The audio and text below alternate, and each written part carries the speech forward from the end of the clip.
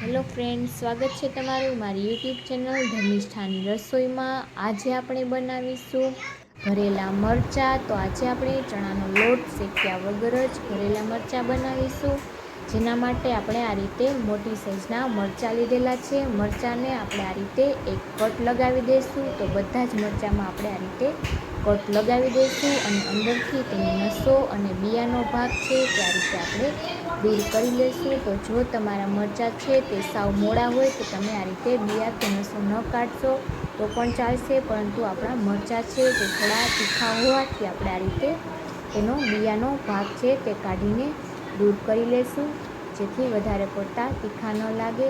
તો આ રીતે મરચાં છે તે ખૂબ જ ઝડપથી બનીને તૈયાર થઈ જાય છે અને જમવાનો સ્વાદ પણ ડબલ કરી દે છે। તો એકવાર આ રેસીપીથી જરૂરથી બનાવીને ટ્રાય કરજો।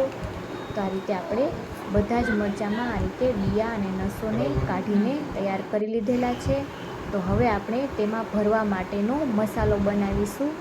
તો આ મસાલો છે તે એકદમ ઝટપટથી બનીને તૈયાર થઈ જશે, લોટ શેકવાની ઝંઝટ પણ નહીં રહે અને ખાતા વખતે લોટ છે તે કાચો પણ નહીં લાગે। તે રીતે આપણે લોટ શેક્યા વગર જ આ રીતે આપણે થોડા ગાંઠિયા ઉમેરી દઈશું। તો આપણે 3-4 વાટકી જેટલા ગાંઠિયા અને તેની જ સાથે આપણે 3-4 વાટકી જેટલું ચવાણું લીધેલું છે, બંને વસ્તુને આપણે મિક્સર જારમાં ઉમેરી દઈશું।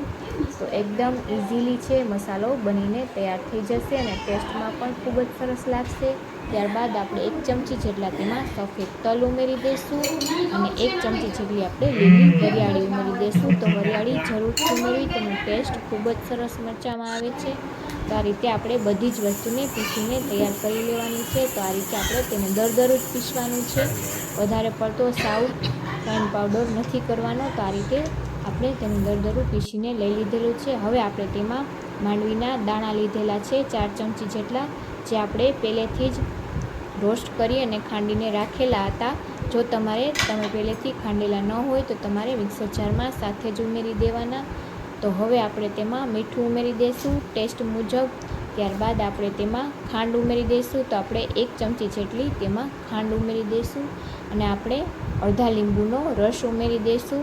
તો આ રીતે ખટાશ અને ગળાશ આપણે બંને ઉમેરીશું અને ત્યારબાદ આપણે તેમાં ચપટી જેટલી હળદર પણ ઉમેરી દઈશું અને ત્યારબાદ તેમાં આપણે ધાણા જીરું પાવડર ઉમેરી દઈશું। તો ધાણા જીરું પાવડર આપણે 1.5 ચમચી જેટલો ઉમેરીશું, તો તેનો ટેસ્ટ ખૂબ જ સરસ આવે છે, તો જેથી આપણે તેને વધારે પ્રમાણમાં જ ઉમેરીશું।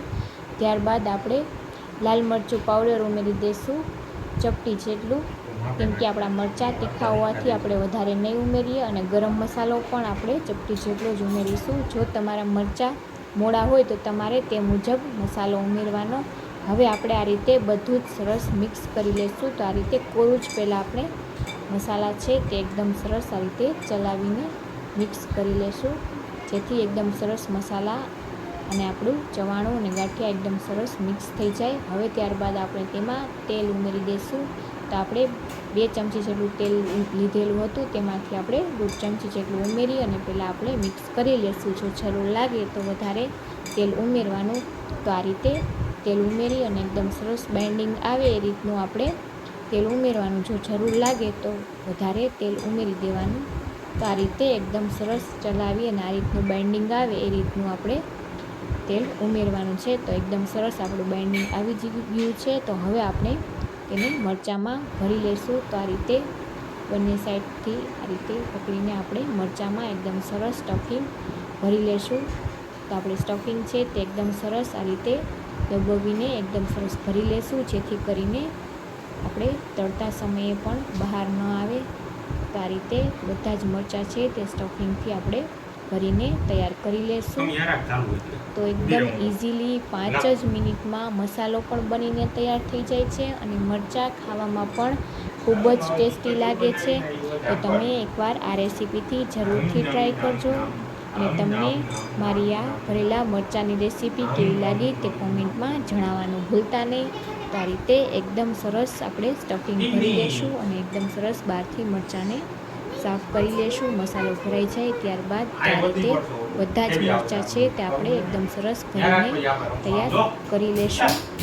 દાળ ભાત સાથે, ખીચડી સાથે કે કોઈ પણ શાક સાથે ખાવાની ખૂબ જ મજા પડે તેવા મરચાં બનીને તૈયાર થાય છે। તો આપણે આ રીતે બધા જ મરચાંને એકદમ સરસ ભરીને તૈયાર કરી લીધેલા છે।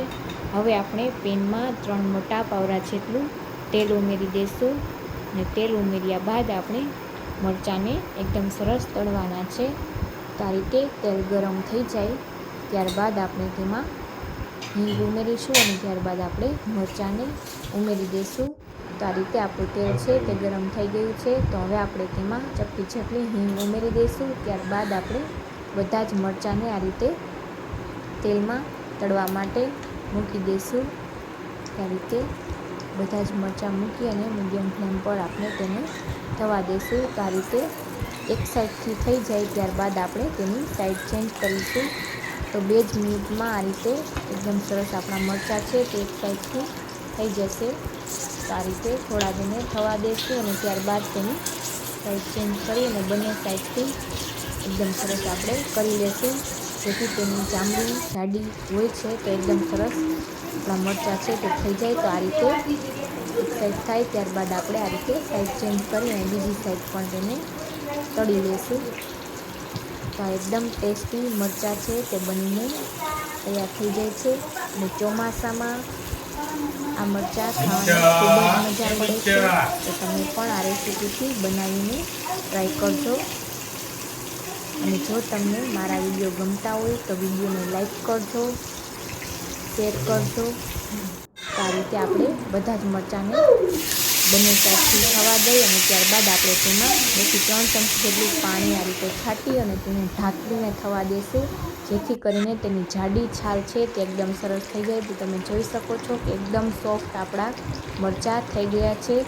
તો આ રીતે આપણે તેને ઢાંકીને કરી લેવાના છે। ત્યારબાદ આપણે જે મસાલો વધેલો છે તેને પણ એડ કરી દઈશું અને તેને પણ એકદમ સરસ આ રીતે મિક્સ કરી લેશું। જો તમારે પણ આ રીતે મસાલો બચેલો હોય તો તમે આ રીતે તેમાં ઉમેરીને મિક્સ કરી શકો છો, નહીં તો તમે એમનેમ જ મરચાંને સર્વ કરી શકો છો। તો આ રીતે મિક્સ કરી લેશું તો આપણા એકદમ સરસ ટેસ્ટી એવા મરચાં બનીને ઝટપટથી તૈયાર થઈ જાય છે।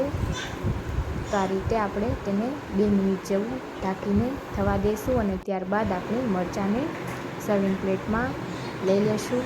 તો તમે પણ દાળ ભાત, ખીચડી સાથે કે કોઈ પણ શાક સાથે બનાવીને જરૂરથી ટ્રાય કરજો અને જો તમે ચેનલમાં નવા હોય, ચેનલને સબસ્ક્રાઈબ ન કરી હોય તો સબસ્ક્રાઈબ કરી લેજો, જેથી અવનવી રેસીપીઓ તમને મળતી રહે। મળીશું એક નવી રેસીપી સાથે। Thank you for watching.